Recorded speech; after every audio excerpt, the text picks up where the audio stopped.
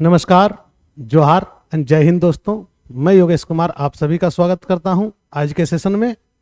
और आज हम लोग खोट्ठा में व्यक्तित्व और कृतित्व के इस सेशन में हम लोग देखेंगे श्री श्याम सुंदर महतो जी को। और इनका उपनाम जैसा कि आप लोग देख रहे होंगे स्क्रीन में, श्याम सुंदर महतो श्याम है, यानी कि श्याम इनका उपनाम है। और इसी उपनाम के साथ में हम लोग जानते हैं इनको। श्याम सुंदर महतो जी का जीवनी को देखेंगे, जीवन को देखेंगे और हम लोग देखेंगे इनके द्वारा खोरठा साहित्य में योगदान को। यानी कि इन्होंने खोरठा साहित्य में जो अपने अमिट छाप छोड़े हैं उनके बारे में हम लोग चर्चा करेंगे। जैसा कि आप लोग देख रहे होंगे कि श्याम सुंदर महतो जी का यहाँ पर इमेज लगा हुआ है। बड़े ही सहज और सौम्य प्रवृत्ति के लेखक हैं और इनके लेखनी में विनोद बिहारी महतो जी का प्रभाव बहुत ही ज़्यादा रहा है। इनकी रचनाएं खास करके मुक्तिक डहर जो कि खोट्ठा खंड काव्य है, शहीद शक्तिनाथ महतो जी के जीवनी पर उन्होंने लिखा है, जीवन पर एक जीवन गाथा उनकी लिखा है इन्होंने। चढ़रक मुड़े बेल, इसके बारे में भी ये जो है कविता संग्रह है, यह भी इनका लिखा हुआ है। और इसके अलावे भी कई अन्य कृतियां हैं। एक जनवादी कवि, जनवादी लेखक और एकदम से अस्पष्ट वक्ता के रूप में ये जाने जाते हैं। और खोरठा में इनका जो कलम है बहुत ही सटीक चला है और हम लोग इसके बहुत आभारी हैं कि इन्होंने खोरठा साहित्य को एक नए मुकाम तक लेके गए हैं। इनका जन्म धनबाद जिला के तोपचांची प्रखंड के अंतर्गत गोमो जैसे कि आप लोग जानते होंगे, नेताजी सुभाष चंद्र बोस जंक्शन के नाम से जाना जाता है गोमो को, तो वहीं से यह भी आते हैं और गोमो खेसमी के निवासी हैं। और श्याम सुंदर महतो जी का वही रोल खोरठा साहित्य में है, जनवादी क्रांतिकारी बोल सकते हैं, जैसे कि सुभाष चंद्र बोस जी का है जो कि गोमो से ही रिलेट रखते हैं। तो सुभाष चंद्र बोस जी से इनका रिलेशन आप बना सकते हैं गोमो और खेसमी से। तो यहाँ के ये बासिंदा हैं और इनका जन्म जैसा कि आप जानेंगे 5 सितंबर को हुआ था। और 5 सितंबर कौन सा दिवस है ये भी कहने की जरूरत नहीं है। डॉक्टर सर्वपल्ली राधाकृष्णन जी का जन्म दिवस साथ में शिक्षक दिवस के रूप में भी मनाया जाता है। 5 सितंबर 1936 को इन्होंने खेसमी की धरती में तोपचांची प्रखंड में जन्म लिए थे और इन्होंने अपना मैट्रिक वहीं से किया। इसके बाद वे आगे बढ़ते हैं और चले जाते हैं कहाँ, संत कोलंबस पढ़ने के लिए।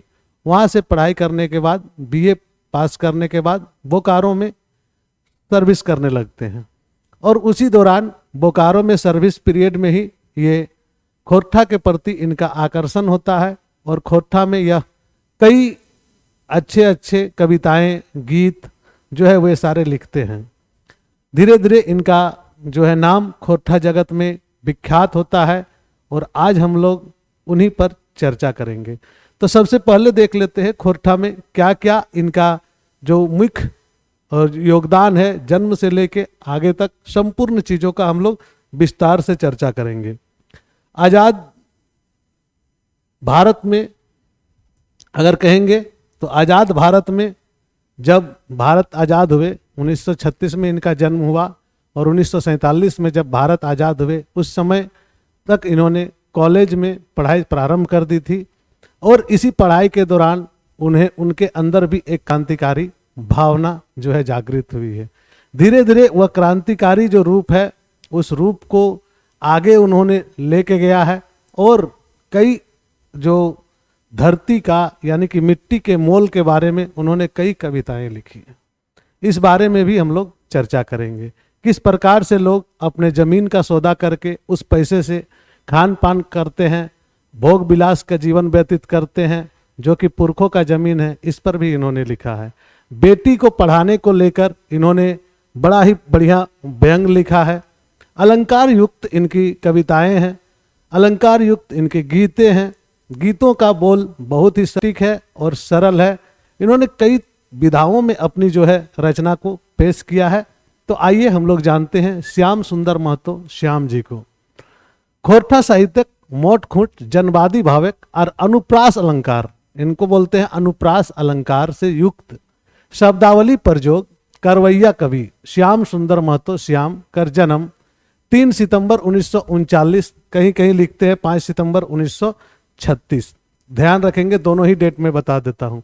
3 सितंबर जन्म 3 सितंबर 1939 और लिखते हैं 5 सितंबर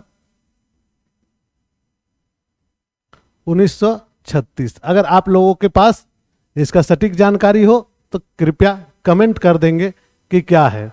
धनबाद जिला प्रखंड जो है तोपचांची, ग्राम खेसमी में इनका जन्म हुआ था।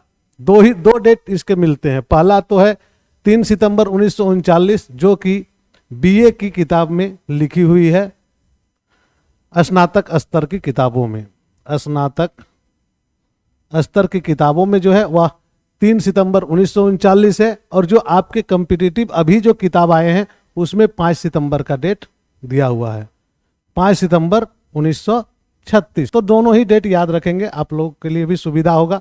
और अगर कोई कंफर्म जानते हैं तो वह कमेंट करके बताएंगे। साथ साथ में मैं आप लोगों को बात बता रहा हूं कि दोनों ही डेट में से कोई भी डेट आएगा तो आप उसे लिखेंगे।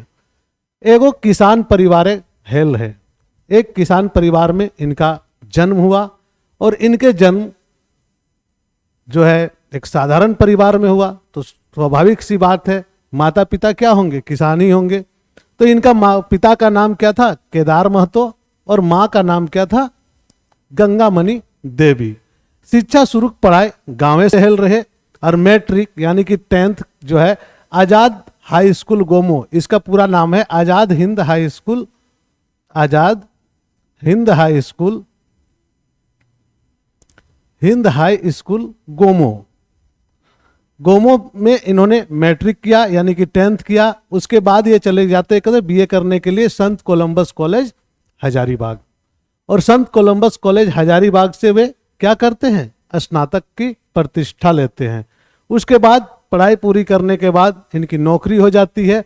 कहाँ, तो बीएसएल यानी कि बोकारो स्टील प्लांट में, या बोकारो स्टील लिमिटेड जो है बीएसएल, वहाँ पर वे नौकरी करते हैं।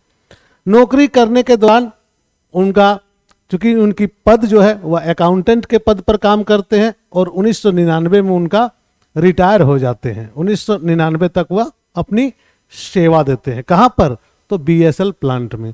तो क्वेश्चंस क्या क्या बन गए, तो क्वेश्चंस आप लोगों के सामने हो गया। पहला कि इनका जन्म, माता का नाम, पिता का नाम, माता प्लस पिता, जन्म ईस्वी, पढ़ाई कहाँ से किए, पढ़ाई कहाँ से किए, उसके बाद नौकरी कहाँ पर की। तो बीएसएल में किस पद पर रहे, तो अकाउंटेंट के पद पर। इतने सारे प्रश्न अभी बन गए पहले ही पेज में। इसके बाद हम लोग आगे बढ़ेंगे और देखेंगे इनके और कृतियों को। खोरठा साहित्य योगदान कब हुआ इनका, यह चीज देखिए। पहले यहां माना जाता है कि रिटायरमेंट के बाद खोरठा साहित्य के प्रति इनका लगा हुआ। लेकिन हम लोग चूंकि इनकी और भी किताबों को पढ़े हैं जो कि रिटायरमेंट से बहुत पहले ही उन्होंने लिख दिया था। तो आप देखिएगा जो कि श्याम जी का खोरठा साहित्यक धरती है 1980 में ही आ गया, यानी कि खोरठा साहित्य में इनका प्रारंभ, खोरठा में जीवन इनका कब से प्रारंभ होता है, तो 1980 से। लेकिन आपके नए कॉम्पिटिटिव बुक्स में ये जो लिखे हुए हैं, यह लिख दिए हैं कि रिटायरमेंट के बाद इन्होंने खोरठा पर अपना कलम चलाए। ऐसा नहीं है। जो किताब में, मूल किताब में जो है वो मैं बात करूंगा, तो वह है 1980 में। और इनका रिटायर्ड कब हुआ था, ये रिटायर्ड कब हुए थे, कहते हैं कि 1999 में। किताबों में बहुत सारी त्रुटियां हैं, जो अभी नए किताब आए हुए हैं उसमें बहुत सारी त्रुटियां हैं। मानक किताब के द्वारा मैं पढ़ा रहा हूं, आप लोगों को मैं बार बार बोल रहा हूं, मैं जो आप लोगों को दे रहा हूं कंटेंट, वह बीए की जो पुस्तक है उससे आपकी कंटेंट दी जा रही है। और बीए की जो किताब है जो कि आपका रांची यूनिवर्सिटी में चलती है, उस पे जो कंटेंट लिखा हुआ है उस पर आधारित यह क्लास है। तो आप लोग ध्यान रखेंगे कि क्लास जो है वह कंप्लीटली जितनी चीज़ें लिखी गई है वह कहीं पर भी मैं अपने से ऐड नहीं किया हुआ या टाइपिंग एरर नहीं है। हाँ, लेकिन आप लोगों के सामने क्या हो जाता है कि प्रॉब्लम्स ये है, इसलिए मैं रोका हुआ था। कई कंट्रोवर्शियल मुझे देखने को मिल गए थे वीडियोज में, तो मुझे थोड़ा सा रुकना पड़ेगा। कारण मैं बता रहा हूँ कि जब तक किसी चीज़ का 100% ऑथेंटिक नहीं हो जाए तब तक उसको पढ़ा देना सबसे बड़ा गुनाह करना है। आप नहीं जानते हैं और उस पर चर्चा कर रहे हैं, तो यहाँ पर दिक्कत हो जाती है। ईसवी सन के मामले में जिस भी राइटर का ईसवी सन इधर उधर हो आपके पास, तो ऐसी स्थिति में आप ये ध्यान रखेंगे कि उनके ईसवी सन का दोनों ही डेट याद रखें। दूसरी बात होती है कि बहुत कम संभावना होती है कि वहाँ से ईसवी सन को पूछने का, तो आप मोटा मोटी एक जीवन जो है उसको पढ़ें कि इनके जीवन में पिछला जो मैंने वीडियो अपलोड किया था उसमें लिखा हुआ था स्नातक 2 साल में ही हो गई। पता नहीं, हो सकता है, क्योंकि वहाँ पर जो दिया हुआ कंटेंट है, जो मैंने पढ़ा है, जो आपके सामने मैं रख रहा हूँ जिस बुक से, उस बुक में वही लिखा हुआ है, तो मैं भी आपके साथ में वही चर्चा कर रहा हूँ। कहीं भी ये मेरी पर्सनल इंटरव्यू में किसी का नहीं किया हूँ, इसलिए अगर इस प्रकार का त्रुटि आती है तो उसके लिए मुझे माफ़ कीजिएगा, क्योंकि वो मेरी जो है अपनी लेखनी नहीं है। ठीक है, तो आगे बढ़ते हैं, देखते हैं यहाँ पर 1980 में इनका कहते हैं कि खोरठा में इनका आरंभ हो गया, यानी कि खोरठा काव्य लिखने का इन्होंने शुरू कर दिया और खोरठा में आ गए इनका जीवन। इनकी रचना अगर कहेंगे मूल कृति तो मुक्तिक डहर खंड काव्य है। खंड काव्य वैसे कहते हैं जो पार्ट पार्ट में लिखे हुए हैं, अलग अलग पोर्शन में लिखे हुए हैं, तो खंड काव्य उसको कहा जाता है। चेडराक मुड़े बेल, चेडराक मुड़े बेल ये एक कविता संग्रह है। इसको क्या बोलेंगे? कविता संग्रह। क्या बोल है? या कविता संग्रह है, चेडराक मुड़े बेल। याद रखेंगे। तोय आर हम, यहां पर तोय है, तोय आर हम यानी कि तुम और मैं, तो तोय आर हम यह गीत संकलन है, लगभग गीत है तोय आर हम।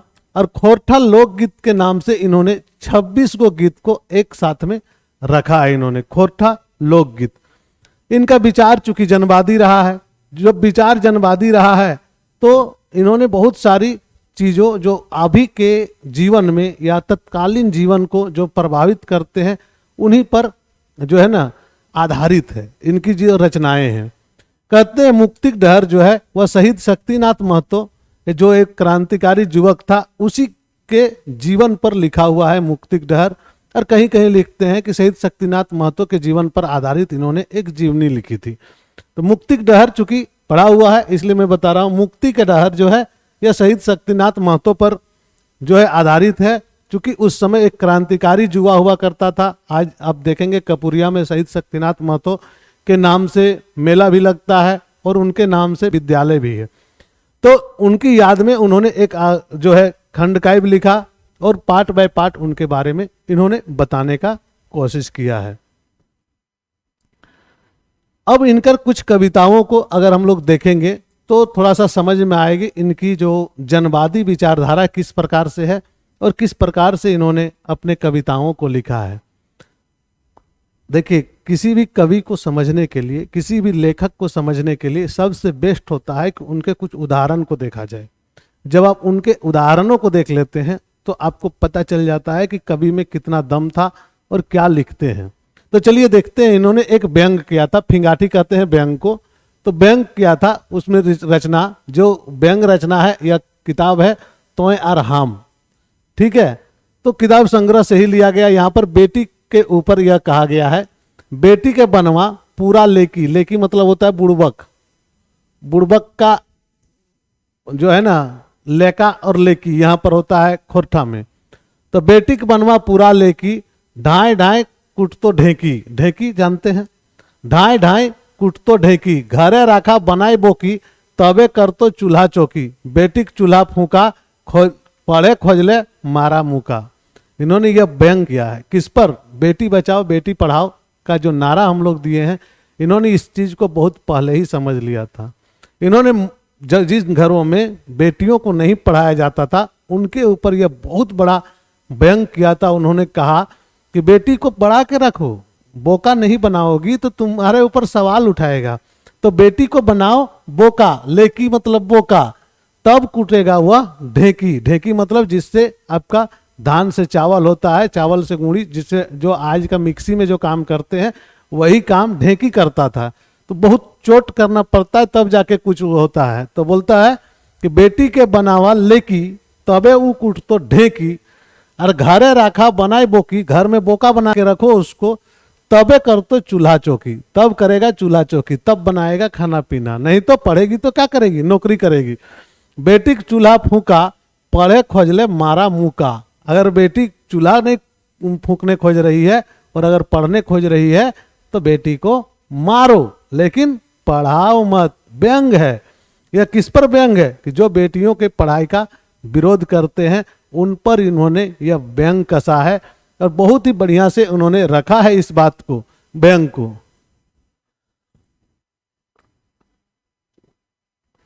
तो बेटी की पढ़ाई का क्या महत्व होता है, पूरा मैं नहीं लिखा हूं, आगे में वो लिखे हैं। बेटी के पढ़ाई का जो महत्व है, इस महत्व को आगे इन्होंने समझाया है। उसी का कुछ अंश हम लोग उठा के यहाँ पर वे कहते हैं, जो बेटियों को क्यों पढ़ाना है, कोई जरूरत ही नहीं है उसको पढ़ाने का, लेकिन आगे में है जिसमें उन्होंने कहा है क्या आवश्यक है पढ़ाने का। तो जनवादी भावना, यानी कि आपस के जो लोग हैं, क्योंकि हम लोग पूरा कंप्लीट अगर पढ़ाएंगे तो आपके लिए भी ऊपर से पार हो जाएगा, सिर्फ फिंगाठी को समझाने के लिए यहाँ पर एक एग्जाम्पल मैंने उठाया है। नेक्स्ट एक दूसर कविता को अगर देखेंगे तब देखिए, जमीन बेचवा, जो जमीन को बेच देता है, जमीन बेच के घर में, आज तो देख ही रहे होंगे, बेचकर बड़ा बड़ा मकान खड़ा कर रहा है, बड़ा बड़ा मकान, एसी डीसी सारी चीज़ों की व्यवस्था कर रहे हैं। क्या कर रहे हैं? अपने बाप दादा के पुरखों के जमीन को बेच दे रहे हैं, और बेचने के बाद यह क्या कर रहे हैं, एक छोटा सा जमीन का टुकड़ा में एक घर बना रहे, आलीशान घर, और उस पर रह रहे हैं। धीरे धीरे क्या हो रहा है, यह लत में बदली हो जा रहा है, और यह लत लगने की वजह से लोग इसका आदी हो जा रहे हैं और अपने पुरखों की जमीन को बेच के उसको खा रहे हैं आराम से।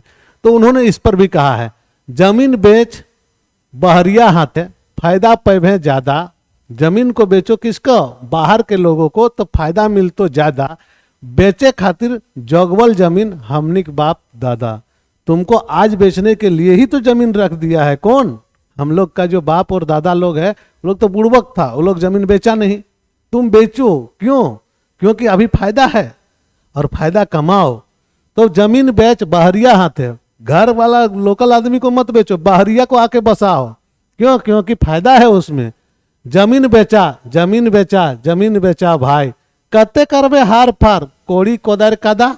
मतलब कितना करेगा? हल जो है, हल चलाना, कोदार करना, खेती करना कितना जरूरी नहीं है। तो केते करबा कादा, कते करबे हार फार, कोड़ी कोदर कादा, हाथे नगद टका रहले, खाए पिए गादा। बोलता हाथ में नगद रुपया आता है तो खाना पीना खरीद के भी खा सकता है। बिना खटले सूखे खेबे रोज पेट उड़ाए, बिना खटले बिना काम कर ले ही सुख से खाओगे रोज पेट भर के। पेट उड़ा के मतलब पेट भर के। सड़क धारी की जमीन गुला रखा बड़ी दाय, जमीन बेचा, जमीन बेचा, जमीन बेचा भाई। यहां उन्होंने जमीन बेचने का प्रेरित नहीं किया है, बल्कि एक व्यंग किया है कि किस प्रकार से जो दादा परदादा जो जमीन तुमको रख दिया था, उस जमीन को तुम बेच बेच के खा रहे हो। कुछ तो शर्म करो। कितना कोरी हो गए हो, अरे कितना कोरी हो गए हो, जो कि हल और बैल तुमसे नहीं चल रहा है। आज तुम खेती नहीं कर पा रहे हो। क्या कर रहे हो तुम? रोड साइड का जमीन बेच रहे हो। किसको बेच रहे हो? बाहर के लोगों को बसा रहे हो। बाहर के आदमी को बसाओगे तो ज्यादा पैसा कमाओगे। क्या करोगे उस पैसे का? कल दिन जब जमीन नहीं रहेगा और जो खरीद के बसाए वही तुम्हारे ऊपर राज करेगा। इस टाइप के जनवादी विचारधारा उनके अंदर भरा हुआ था, और वही चीज इन्होंने इसमें लिखा है। नेक्स्ट कविता को देखेंगे तो अगर आप जानवादी भावक जो चिनगिनी है, छनिका जिसको कविता बोलते हैं, वह देखेंगे तो कैसे पढ़ता है। बहुत सहले गैर मायर उठा सोभिन गात झार, नींद छोड़ाए चाणे जाग, एक होय के हक मांग। अभी जब बहुत तरह की हक की लड़ाई चल रही है तो ऐसे में इनका यह कविता बहुत ही जबरदस्त है। बहुत सहले गैर मायर, बहुत सह लिए, क्या बोली चाली गैर मायर सह लिया। उठा सोबिन गात झार, सब अब शरीर से जागो। गात झार मतलब होता है सब अब जाग जाओ। क्यों? क्योंकि उठा सोबिन गात झार, नींद छोड़ चाणे जाग। अरे सोए हुए हो तो जाग जाओ। एक होय के हक मांग, सब एक नीति के साथ अपना हक को मांगो। यह उस दौर की बात है जब बिहार से झारखंड अलग नहीं हुआ था। उस दौर की यह जो है मांग है और उस दौर की यह कविता है, उस दौर की यह कहानी है, उस दौर की यह चिनगिनी है या छनिका है। बहुत सहले गैर मार, उठा सोबिन गात झार, नींद छोड़ चाणे जाग, एक होय के हक मांग। आज भी यही हो रहा है।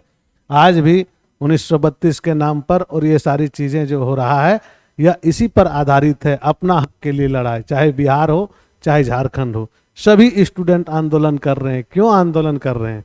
क्योंकि उन्हें लगता है कि मेरा हक किसी और को क्यों दिया जाए, मेरी डोमिसाइल है, मेरा यहाँ का नौकरी पर अधिकार है, दूसरे को क्यों दिया जाए। तो ये सभी जगहों में चलता है। कई राज्य ऐसे हैं जिन्होंने अपनी आप को एकदम से कंप्लीटली लॉक करके रखा है कि वहां पर जब तक एक क्राइटेरिया है कि इस लैंग्वेज को नहीं आता है तो आप कर ही नहीं सकते हैं। आसाम में, बंगाल में आप नौकरी नहीं ले सकते हैं, लेकिन यहाँ पर तो ले सकते हैं क्योंकि यहाँ की भाषा जो है सभी सेम सेम है। उत्तर प्रदेश की बोलिए, बिहार की बोलिए, झारखंड की बोलिए, तो यहाँ पर सभी की भाषाएं लगभग एक जैसे हैं। इसलिए ये लोग लॉक नहीं करते हैं। सभी चाहते हैं कि कोई भी कहीं पर भी जॉब कर सके। लेकिन इसी के बीच में आंदोलन भी हो रहा है। तो चलिए हम वहां पर नहीं जाएंगे क्योंकि वो अपना काम नहीं है। गीत रूपे लिखल एवं कविता अनुप्रास अलंकार कैसे देखल जाए। हीराक हरका हरल हमनिक, बालू बोजल कलेगो, माय माटिक मान मेटल, बौन बानिज बोलेगो। ये अलंकार से पूरी तरह से निरूपित किया गया है। अनुप्रास अलंकार है यहाँ पे। हीराक हरका हरल हमनिक, हीरा जो है यहाँ का उसको कोई और चुरा रहा है। बालू बोझल कलेगो, और बालू हम लोगों को छोड़ दे रहा है। कौन बोल रहा है? माय माटिक मान मेटल, बौन बानिज बोलेगो। माय मट्टी का मान जो है वह सम्मान खत्म हो गया है, यही बोल रहा है हमरा जितना भी वन है और यहाँ की संपदा है। झारखंडी के शोषण मुक्ति खातिर आह्वान करल हत, उसमें एगो कविता इन्होंने लिखा है। मूल रूप से जैसा कि मैंने कहा कि इन पर सबसे ज्यादा प्रभाव विनोद बिहारी महतो का रहा है। और जैसा कि आप लोग झारखंड आंदोलन अगर देखेंगे तो सर प्रमुख नेताओं में विनोद बिहारी महतो जी का भी नाम आएगा। तो जब उनके साथ में थे तो उनका आंदोलन का प्रभाव तो इनके ऊपर भी रहेगा और इनके लेखनी में भी उस आंदोलन का नजर आएगा। तोहनी नाय चेठा हारा, कहते हैं तोहनी नाय चेठा हारा, भूयक बेटा गात झारा, गौच होय बना बलगर, पढ़ लिख पूरा बुद्धगर, भूयक बेटा भाई भाई, देखा कोई नहीं छिन गाय। ये बोलते हैं क्या? सो देखिए, तोहनी नहीं चेठा आ रहा, तुम लोग अपना जो ये है भाव है जिसको बोलते हैं अपना सम्मान को या अपने हौसले को मत हारो। तुम लोग नहीं हौसला हारो क्योंकि तुम भूमिज हो, जमीन का यहाँ का बेटा हो। गौच होय बना बलगर, संगठन बनाओ और मजबूत बनाओ। बलगर मतलब होता है मजबूत, बलगर मतलब वो बलगर नहीं जो कि खराब देखने में हो। पढ़ लिख पूरा बुद्धगर, पढ़ा लिखा और ज्ञानी बनो। क्यों? क्योंकि भूयक बेटा सब भाई भाई है। जो यहाँ पर भूमिज है सभी भाई भाई है। देखा कोई न छिन जाए, देखो कोई छूट न जाए, सबको मिलाओ, सबको लेके चलो, एक यूनिटी बना के चलो, ये कहते हैं। इनकर पर विनोद बिहारी महतो कर पूरा छाप पड़ रहे। शोषण मुक्ति डरे हुल माइल करक रकम कविता लिखल हत। ये विनोद बिहारी महतो के लिखल हत और गद्य में जो 10 क्लासिक किताबें शामिल है। विनोद बिहारी महतो जी का जीवनी भी उन्होंने लिखा है और 10वीं की किताब में वह शामिल भी है। तो आपने श्याम सुंदर महतो श्याम को देखा। कई तरह के यहाँ पर कंट्रोवर्सी है डेट को लेके, तो उतनी ज़्यादा आपको चिंता करने की ज़रूरत नहीं है क्योंकि यहाँ पर से कई चीज़ें आपका जो है प्रश्न बनते हैं, उसके अलावे भी उन सभी चीज़ों को देखेंगे। और बहुत ज़्यादा जानने का कोशिश भी ना करें, क्योंकि कई बार हम लोग क्या होता है बहुत ज़्यादा पढ़ चुके होते हैं और क्वेश्चंस आते हैं बहुत ही थोड़े से, तो कम हो जाते हैं आपकी नज़र में उसकी वैल्यू। चलिए आज का यह सेशन हम लोग यहाँ पर समाप्त करते हैं। श्याम सुंदर महतो जी, आप लोगों को कैसा लगे यह कमेंट करके बताइएगा। नए हैं तो चैनल को सब्सक्राइब कर लीजिए, और ऑलरेडी आप लोग जानते हैं क्या करना है, लाइक कर लीजिए, अच्छा नहीं लगे तो डिसलाइक कर दीजिए। बढ़िया से नहीं पढ़ा रहा हूँ तो बोल दीजिए, मुंह पे बोलिए, कोई दिक्कत नहीं है, कमेंट करके आराम से बोल सकते हैं। धन्यवाद, जोहार एंड जय हिंद।